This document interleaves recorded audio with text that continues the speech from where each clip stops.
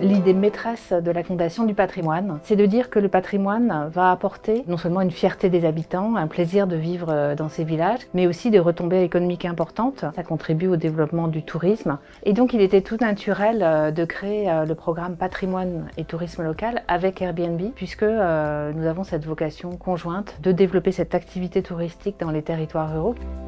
C'est assez incroyable ce qui s'est passé cette année. Vous avez quand même deux acteurs, un acteur plutôt institutionnel, une fondation, et un acteur plutôt technologique, Airbnb, qui se sont mis ensemble, qui sont très différents mais qui ont des valeurs communes pour protéger et pour promouvoir le patrimoine français.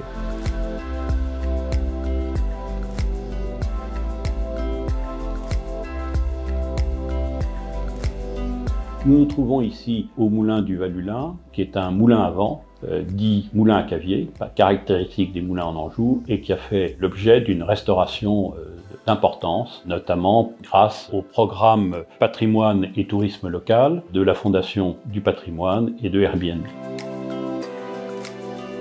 Il y a eu une grande tranche de travaux qui ont été faits sur la partie classée, les monuments historiques, et puis il y avait toute une autre partie de la maison qui nécessitait des travaux d'urgence, mais sur une partie qui était non classée. Les toits ne pouvaient pas rester en l'état longtemps, et naturellement ce programme a été absolument essentiel pour répondre à l'urgence de ces travaux. Ce moulin, ça représente aussi la diversité du patrimoine. Et là, en l'occurrence, c'est l'un des derniers moulins à vent du Maine-et-Loire. Donc, nous avions à cœur de le sauver.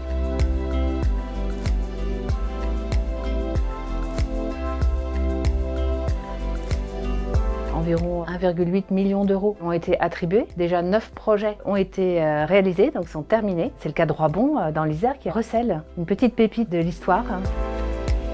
Une statue de la liberté, ben oui, pas beaucoup de communes en France en ont, il y en a 2 ou 3, mais une vraie réplique, il y en a très peu.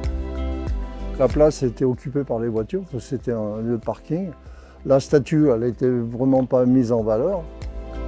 Cette statue de la liberté a été offerte à Mathias Saron, maire de la commune, député sénateur, par son ami Bartholdi. Et donc c'est un vrai patrimoine pour nos communes, donc il était important qu'on fasse en sorte de redonner une attractivité à notre village et par le biais de cette rénovation.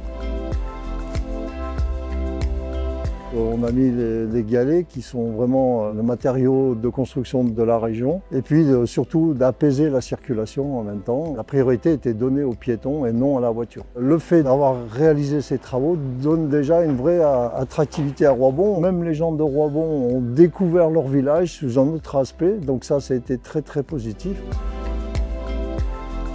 Cette première année a été vraiment une année de découverte. On a eu des dizaines de projets qui ont été présentés par la Fondation du patrimoine. C'est une équipe qui gagne. Il faut continuer à développer des projets. Le patrimoine, il appartient à un propriétaire, mais sa beauté, elle appartient à tout le monde. Notre vocation, c'est à la fois de sauver ces sites pour qu'ils continuent d'exister et de nous offrir leur beauté, mais aussi de les faire découvrir.